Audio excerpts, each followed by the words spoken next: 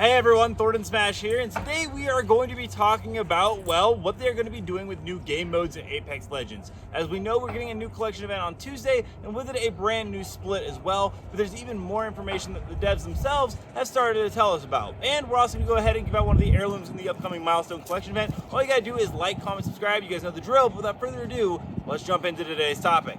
So next Tuesday, we are getting a brand new split in Season 22. It's going to be one of the first times we actually ever get it, especially when it comes to the Battle Pass specifically, as the Split 1 Battle Pass for Season 22 is going to be over. Do keep in mind it is going to be locked. You will not be able to go back and complete it after this point. So if you want the reactive that's currently in there for the P2020 or the Legendary Peacekeeper skin, you'll have to do so now. That being said, there's actually going to be a reactive new P2020 recolor for Split 2, so you'll actually be able to get that if you're still interested in it. Keep in mind, you will not be able to do free challenges to get this reactive. This time you will actually have to use your Apex coins if you have them. Along with that, there's going to be a reactive for the Peacekeeper that was also in Season 22 Split 1 Battle Pass. So you'll be able to get another version of that as well. And the rumor is that there's actually going to be a crypto skin. But moving away from that, we can expect a lot of changes in Split 2. One of the big things is Duos, yes, is finally returning on September 17th. Respawn themselves confirmed it. And that means that it will be in the playlist rotation for the rest of the season. That being said, it will not be a permanent thing in the season. And Respawn actually did a whole Ask Me Anything on Reddit where they gave us a bunch of information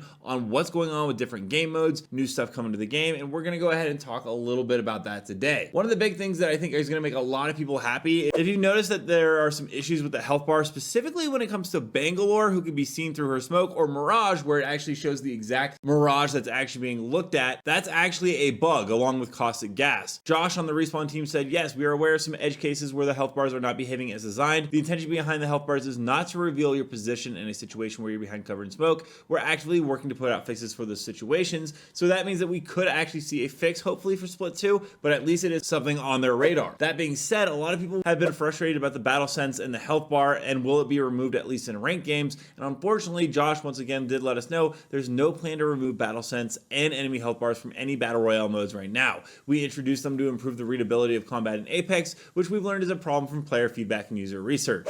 So sadly, if you are not a fan of that, that will not be going away anytime soon. There was also a question asked with Duos coming back on September 17th, will we ever get to try out the Revival mode in Duo form? And currently, Josh let us know there are no plans to release a Duos Revival, but nothing's off the table. Could be in the future, but it's just not in the works right now. There were some other interesting questions because Revival has been around for so much of Season 22. People were wondering if we're going to see a variation of the Revive mechanic could make its way to the base game of pubs. And Josh said that they went back and forth on this point internally during the development of Revival. Unfortunately, the generous respawning rule wouldn't work in a ranked environment, and I definitely agree with that. However, in addition to that, though, he did say that he doesn't think it would go over or port well one-to-one to unranked trios as is. He did mention, though, however, you might have noticed we've expanded the numbers of queues available in Shockwave. We are making some forms of Revivals available throughout the first half of the season and plan to continue to offer a third unranked Battle Royale mode with larger rule change throughout the rest of the season. That could be the new knockout mode we see coming in the near future. That does lead to the question, is Revivals in contention to be permanent?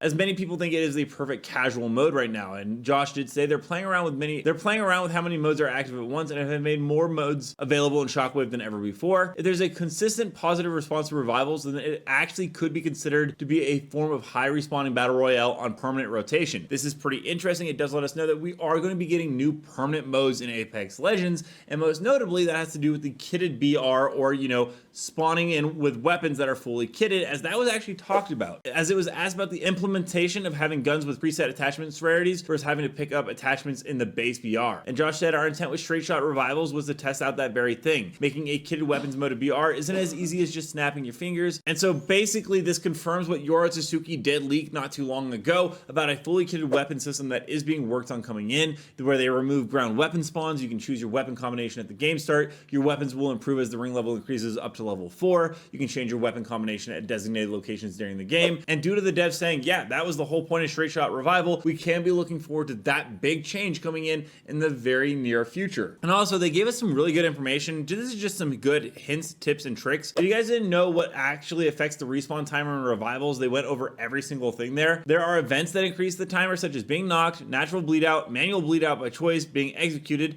There are events that actually decrease the team's timer, such as knocking an opponent, killing an opponent, executing an opponent. And while dead teammates are waiting to respawn, their active timer can be decreased by living teammates doing the following: 300 damage, knocking an enemy, killing an enemy, and executing an enemy. Those are actually really great bits of information, and I myself did not know all of that. So if you didn't know while playing Revival, that is some really good tips and tricks. The last thing I will say though is, well, it was great to see them being very transparent with all the questions due to Revival. It was pointed out that while they did answer a lot of questions in the AMA, according to Catnip here, they also deleted a bunch of comments that were highly upvoted just because they mentioned duos, which is a little unprofessional, not gonna lie. You can't just go deleting comments, you can choose not to answer them. But regardless, they did give us a ton of information on everything going on with Apex Legends, and it does look like we are getting a bunch of new ways to play the game, and it will be changing the Battle Royale forever. Let me know down below, what do you guys hope to see in upcoming modes for Apex Legends? Are you excited for some of the content they have planned? And also, don't forget to check out this video right here by my editor Novell. And until next time, everyone, keep slaying the Outlands. I'll see you out there.